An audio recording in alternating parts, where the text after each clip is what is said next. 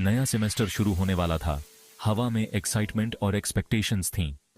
योनसे university, जहां dreams उड़ान भरते हैं, यहीं अदित्य और एनिया की पहली बार मुलाकात हुई।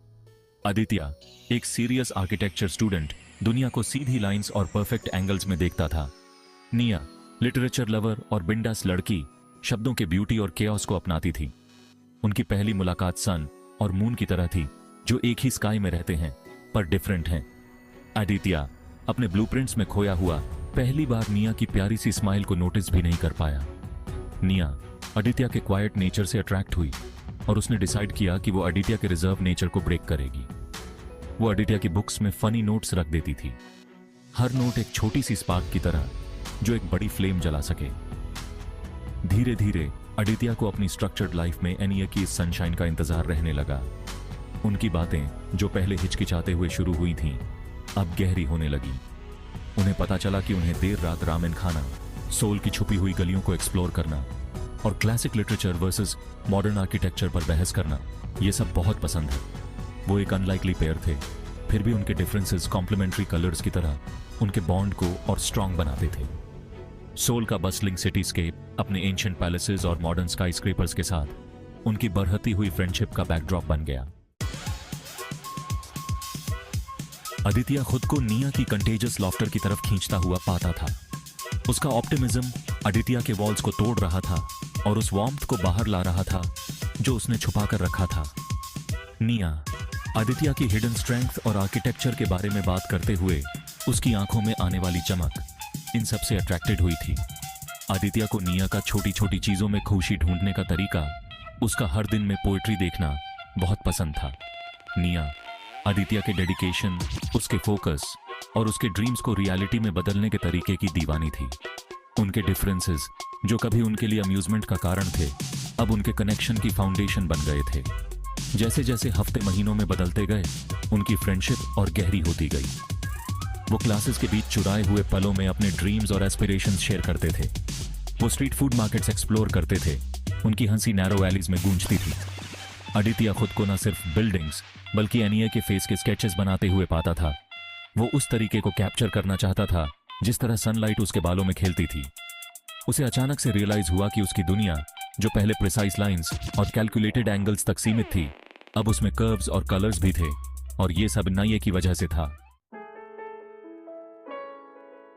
ये सब ग्रेजुअली हुआ, जैसे हर स्प्रिंग में चेरी ब्लॉसम सोल को पिंक और व्हाइट कलर्स में रंग देते हैं। चोरी छिपे देखना, हाथों का एक दूसरे को छूना बन गया। कंफर्टेबल साइलेंसेस एक दूसरे की आंखों में देखने के मौके बन गए। उन्होंने ग्योंगबोक-गुंग पैलेस के एक पगोडा के नीचे बारिश से बचते हुए अपने फीलिंग्स का इजहार किया। अदित्य, जो अपने डिजाइन्स में इतना आर्टिकुलेट था, शब्दों को लेकर फंबल कर रहा था। उसका दिल जोर जोर से धड़क रहा था। नाया ने शरारती नजरों से उसे देखा और उसे किस कर लिया। बारिश ने उनके बीच की सारी डाउट्स को धो दिया। उनकी लव स्टोरी सोल की वाइब्रेंट टैपेस्ट्री के सामने अनफोल्ड हुई। हान रिवर के किनारे रोमांटिक पिकनिक्स, मयोंगडोंग की भीड़ में स्टोलन किसेस और गांगनम की नियॉन लाइट्स के नीचे विस्पर्ड प्रॉमिसेस, वो दो सोल्स थे, डिफरेंट येट इंटरट्वाइंड। उनकी लव स्टोरी उतनी ही कैप्टिवेटिंग और मल्टीफैसेटेड थी जितना कि वो सिटी जिसे वो अपना घर कहते थे। साल बीतते गए, हंसी, शेयर्ड ड्रीम्स और उनके प्यार की कंफर्टिंग रिदम के साथ। अदित्य, जो अब एक सक्सेसफुल आर्किटेक्ट बन चुका था, ने उन दोनों के ड्रीम होम डिजाइन किया था, जो उनके यूनिक बॉन्ड का प्रतीक था। यह मॉडर्न मिनिमलिज्म और ट्रेडिशनल कोरियन एस्थेटिक्स का मेल था। एक ऐसी जगह जो उनकी दोनों की पर्सनालिटीज को रिफ्लेक्ट करती थी। एक गर्म शाम, जब सूरज उनकी लिविंग रूम में लंबे लंबे शैडोज बना रहा था, अदित्य ने निया का हाथ पकड़ा। इट्स टाइम, उसने कहा। उसकी आवाज में एक गहरापन था जिसने नाया की रूह को छू लिया। It's time I spoke to my parents about us. Niya का दिल खुशी से उछल पड़ा। सालों से उन्होंने अपने रिलेशनशिप को सीक्रेट रखा था, क्योंकि वो जानते थे कि उनकी फैमिलीज, जो ट्रेडिशनल व्यूज रखती थी, शायद अग्री ना करें। लेकिन उनका प्यार समय के साथ और भी मजबूत हुआ था। एक साइलेंट पैक्ट जो उन्होंने अपने दिलों में शेयर किया था। अब फाइनली अदित्य तैयार था उस डिस्टेंस को मिटाने के लिए, अपने प्यार और उन फैमिलीज के बीच एक ब्रिज बनाने के लिए जिन्होंने उन्हें बनाया था। अदित्य के पेरेंट्स हालांकि शुरू में हेजिटेंट थे, निया की वार्मथ और विवेशियस स्पिरिट से चार्म्ड हो गए। उन्होंने देखा कि उनका बेटा, जो यूजुअली रिजर्व्ड रहता था, निया की प्रेजेंस में कैसे लाइट अप हो जाता था। उन्होंने अपनी ब्लेसिंग्स दे दी। उनके दिल इस वाइब्रेंट यंग वुमन को अपनी फैमिली का पार्ट बनाने के लिए तैयार हो गए। इस न्यूज को सेलिब्रेट किया गया। निया की फैमिली ने आदित्य का ओपन आर्म से वेलकम किया। वो इंस्टेंटली आदित्य की क्वाइट स्ट्रेंथ और निया के प्रति उसकी डिवोशन से प्रभावित हो गए। शादी की तैयारियां जोरों शोरों से शुरू हो गई। सिल्क, स्पाइसेस और खुशनुमा केओस का दौर शुरू हो गया। निया डीप क्रिम्सन और गोल्ड रंग की हैंडबॉक में बेहद खूबसूरत लग रही थी, खुशी से चमक रही थी। आदित्य, जिसकी आंखों में प्यार की गहराई दिख रही थी, पहले कभी इतना हैंडसम नहीं लगा था। उनकी शादी उनकी जर्नी का प्रतीक थी, डिफरेंसेस से परे एक प्यार का सेलिब्रेशन।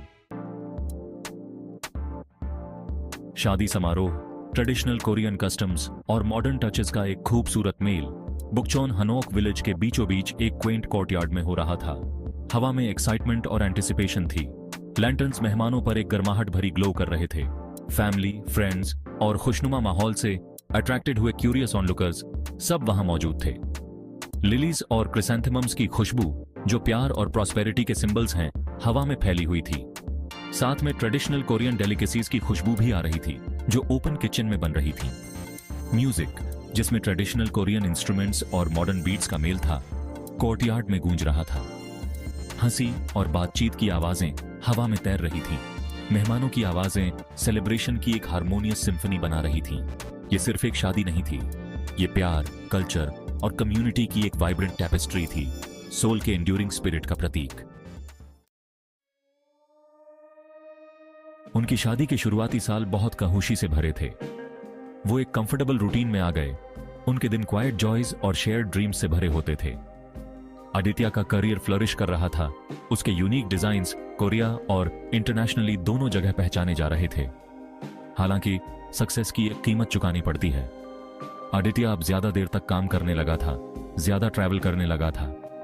वो आदमी जो कभी हैन रिवर के किनारे लेजरली वॉक्स के लिए, देर रात बातें करने के लिए और साथ में चाय पीने के लिए वक्त निकाल लेता था, अब वो ब्लूप्रिंट्स, डेडलाइंस और इंटरनेशनल क्लाइंट्स की दुनिया में खोया हुआ था।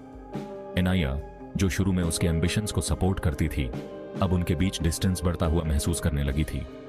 उनके घर में जो साइलेंस कभी विस्पर्ड सीक्रेट्स और शेयर्ड लाफ्टर से भरा होता था, अब वहां अनस्पोकन लॉन्गिंग गूंज रही थी। वो वाइब्रेंट, केयरफ्री वुमन जिससे आदित्य को प्यार हुआ था, उसकी आंखों में अब एक खामोशी थी, एक लॉन्गिंग थी उस आदमी के लिए जो अपनी सक्सेस के लैबिरिंथ में खो गया था। Thank you for watching this video. If you enjoyed it, please hit the like button, subscribe and share.